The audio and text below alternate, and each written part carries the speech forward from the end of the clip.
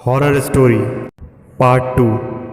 Part 1 देखने के लिए नीचे डिस्क्रिप्शन में दिए गए लिंक पर क्लिक करें। दोस्तों, पार्ट 1 में हमने सुना कि रोहित एक अपार्टमेंट की 6th फ्लोर पर रूम लेता है, पर वहाँ अजीबोगरीब घटनाओं से तंग आकर रोहित चिल्लाकर कहता है, तुम क्यों परेशान, चले जाओ यहाँ से। अब आगे। इतना कहते ही सब कुछ नॉर्मल हो जाता है और पूरे घर में एक अजीब सी शांति हो जाती है। फिर रोहित अपने बेडरूम में आराम करने चले जाता है। कुछ देर आराम करने के बाद रात करीबन 1:30 बजे उसकी आंखें एक आवाज़ से खुलती है। बाहर बहुत बारिश शुरू हो गई थी। रोहित को थोड़ी घुटन महसूस हुई, इसलिए वह खिड़की के पास गया।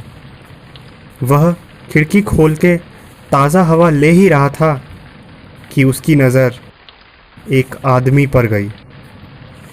वह आदमी हाथ में छाता लिए हुए और एक लालटेन लिए हुए उसके अपार्टमेंट की तरफ आ रहा था। उसे लगा शायद सिक्योरिटी गार्ड होगा। रोहित ने उस पर ज़्यादा ध्यान न देकर विंडो बंद कर बिस्तर पर लेट गया। उसकी आंख लगी ही थी कि तभी उसके आंख में एक हल्की सी रोशनी पड़ी। उसने अपनी आंखें खोली और दाएं तरफ देखा तो उसे अपनी आंखों पर विश्वास नहीं हुआ।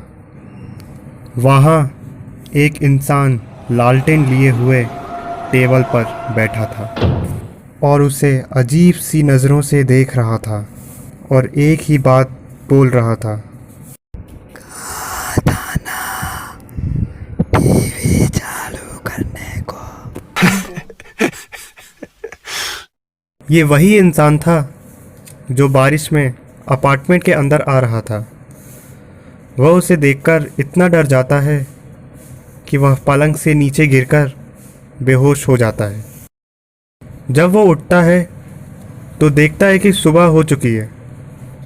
वह सीधा अपना बैग पैक करता है और डोर की तरफ जाता है और डोर खोलने लगता है, पर डोर तो उससे खुलता ही नहीं है।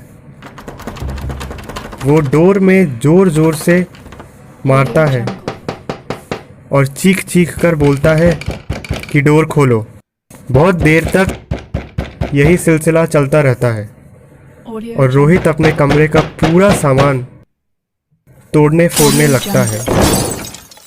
वो खिड़की से भी सामान नीचे फेंकता है और हाथ हिलाकर कहता है, अरे कोई है, निकालो मुझे यहाँ से, मैं यहाँ बंद हो गया हूँ, प्लीज़ हेल्प मी।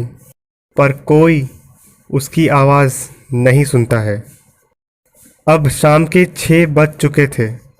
रोहित धीरे धीरे पागलपन की तरफ खींचा चला जाता है। अब तो उसके नल में से भी पानी नहीं आ रहा होता है। उसे बहुत तेज़ भूख भी लगने लगी। उसके पास जो भी खाने का सामान था वो भी ख़त्म हो गया था। ज़्यादा से ज़्यादा वो 5 दिन जिंदा रहा। और फिर कैसी लगी आपको मेरी कहानी? अगर आपको और एपिसोड्स चाहिए तो कमेंट कर ज़रूर बताना। मैं आपके लिए वीडियोस बना दूंगा। और हाँ, सब्सक्राइब करना मत भूलना।